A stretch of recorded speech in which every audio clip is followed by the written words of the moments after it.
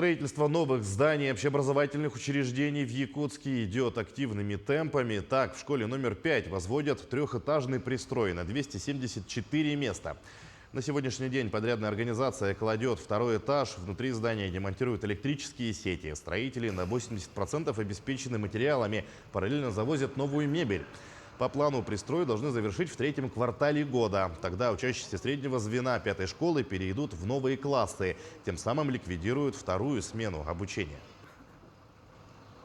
Внутри у нас идет штукатурка, монтаж скрытой проводки, монтаж коробов вентиляции, кладка на уровне второго этажа, монолитные работы на кровле, выход на кровлю. Переход будет соединяться на уровне второго этажа с существующим зданием. Монолитное заполнение проемов, кладка. Такую цель ставит и коллектив 12-й школы пригорода столицы. Там тоже возводят каменный пристрой.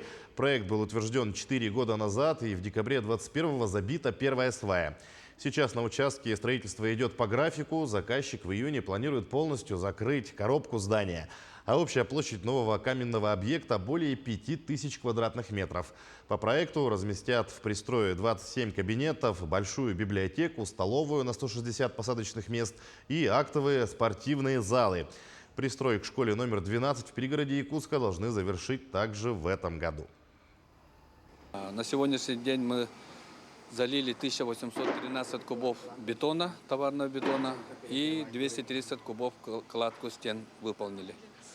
Сейчас ведутся работы, электромонтажные работы на первом этаже, и сантехника работает устройством канализации под зданием. Сейчас ведутся утепления.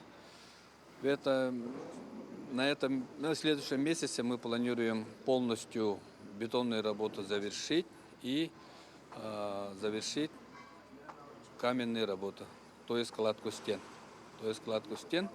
И приступить к монтажу окон, фасадным работам.